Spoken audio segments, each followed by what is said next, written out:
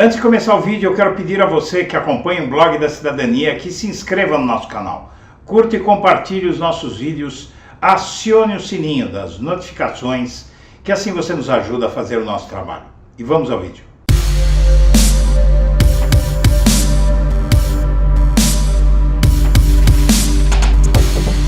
Bom dia, senhoras e senhores. Hoje é 1º de novembro de 2022. São 8 horas da manhã.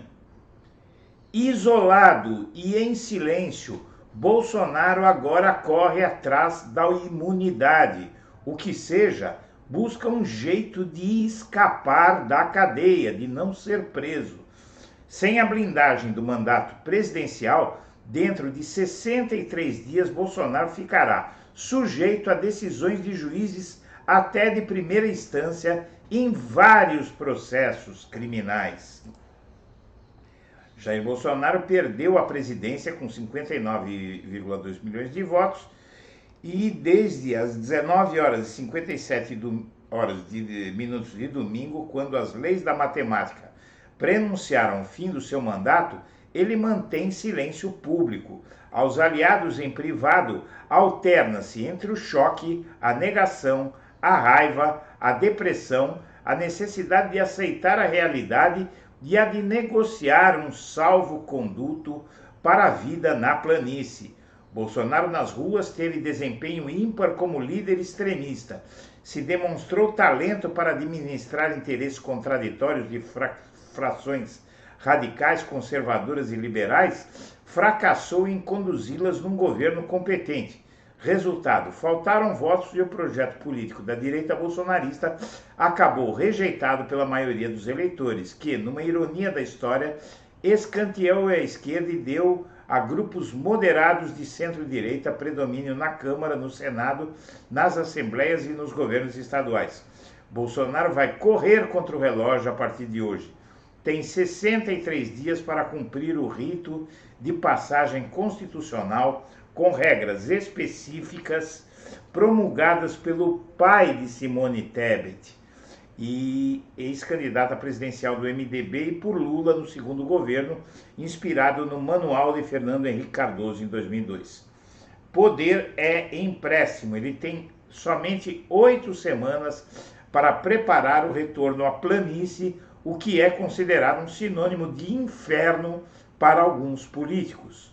Vai encontrar a várzea repleta de feridos que ele mesmo deixou no caminho, muitos culpando-o pela própria derrota, como fez o ex-presidente da Câmara, Eduardo Cunha, que culpou Bolsonaro por não ter sido eleito. Cunha que saiu da cadeia direto para a eleição.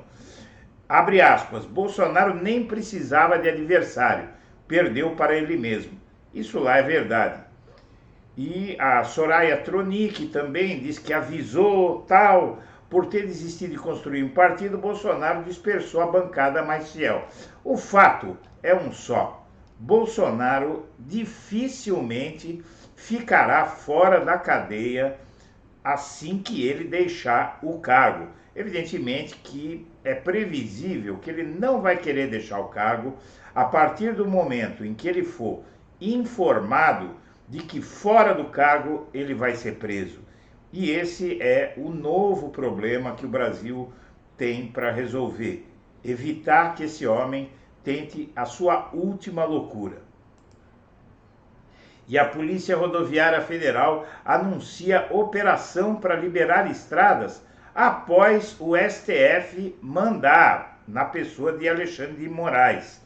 Decisão do ministro do STF determina desbloqueio de vias sob pena de o diretor-geral da corporação, bolsonarista, ser afastado do cargo e preso. A Polícia Rodoviária Federal anunciou na noite de segunda-feira, 31, que iniciou operação para liberar rodovias bloqueadas por manifestantes apoiadores de Bolsonaro, após a vitória de Lula na eleição presidencial. A medida ocorre depois de o ministro do STF, Alexandre de Moraes, determinar a liberação imediata das vias públicas.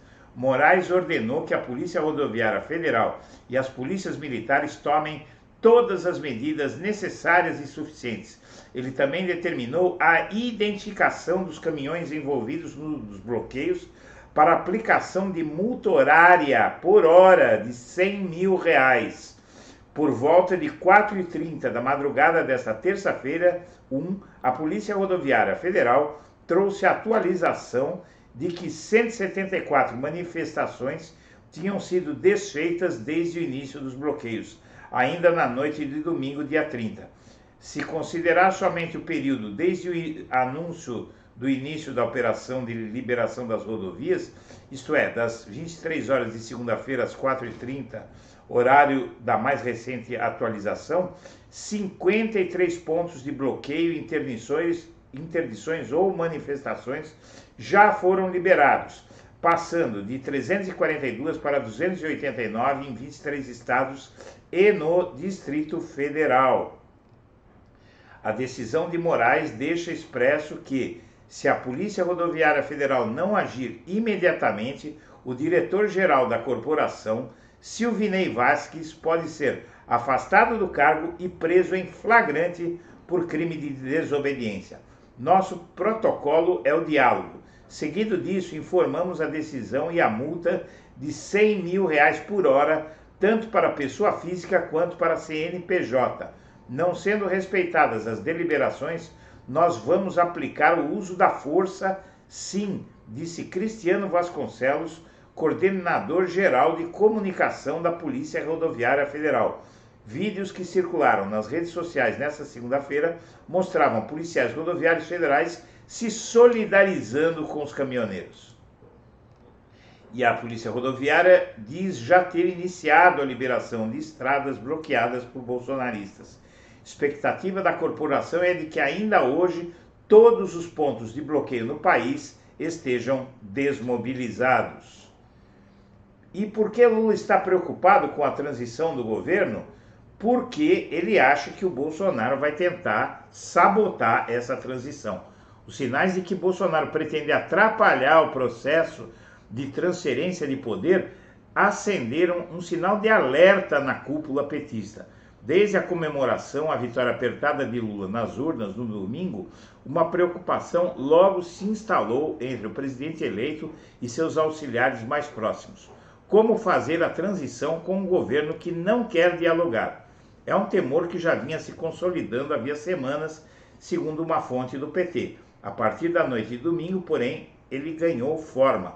Tanto Lula quanto seu entorno já começam a conversar sobre o que fazer para se inteirar dos dados essenciais sobre a máquina pública que Lula vai herdar de Jair Bolsonaro, até mesmo para planejar as ações para o próximo ano. O receio aumentou diante da demora de Bolsonaro em reconhecer a derrota. A expectativa é de que, até esta quarta-feira, seja anunciado quem será o coordenador da equipe de transição de Lula. Uma fonte do PT diz que tudo deve ser acertado quanto antes por Lula, mas que algumas figuras alinhadas ao presidente eleito já haviam sido escaladas.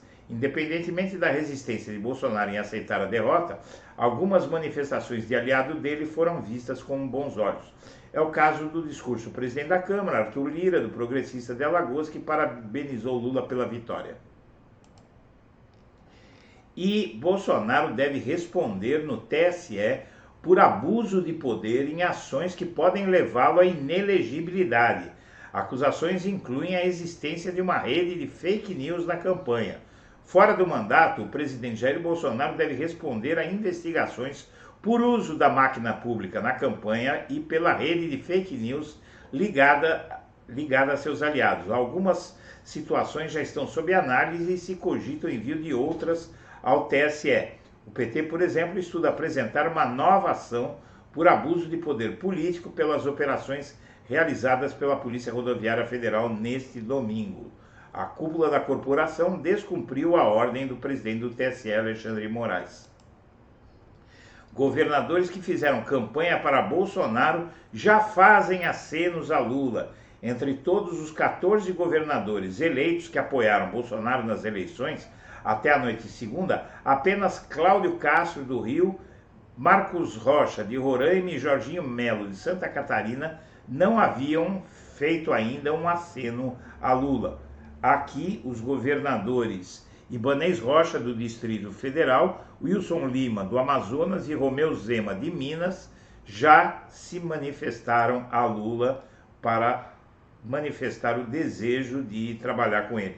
Após terem trabalhado no segundo turno pela eleição de Bolsonaro e integrarem o campo político oposto ao de Lula, ao menos 11 governadores eleitos já adotaram um discurso de cooperação e trabalho conjunto. E também, sem sinais de colaboração de Bolsonaro, Lula planeja a transição. Um grupo de trabalho foi criado para elaborar uma nova proposta de orçamento e está em discussão a formação de uma equipe com a presença de economistas liberais. E a Assembleia de Deus se divide após a eleição e pastor rejeita atacar Lula de novo. Burrice demais é má fé. Líder do Ministério de Madureira, Abner Ferreira, diz que não adianta fazer confusão pela internet. Malafaia, do ramo Vitória em Cristo, critica pastores omissos. É só entrar na rede deles para ver o silêncio. E o fato é o seguinte, os evangélicos, em questão de poucos meses, se for tanto, vão todos aderir a Lula, porque eles não vivem longe do poder. Eles têm que estar conectados ao poder e já começa esse movimento muito antes do que se esperava, como você está vendo. E Bolsonaro tenta mais uma cartada para tumultuar a eleição. O presidente da República agora quer relatório de incidentes ocorridos na votação para tentar nova ofensiva contra o sistema eleitoral. Derrotado nas urnas no último domingo por uma margem de apenas 2,1 milhões de votos, e isolado desde então entre o Palácio do Planalto e o Palácio da Alvorada, Bolsonaro não parece disposto a dar uma trégua nas suspeitas e ataques lançados contra o sistema eleitoral. E por fim, alvo de intensa disputa, Minas teve a maior queda na abstenção. No norte, a ausência cresceu em todos os estados.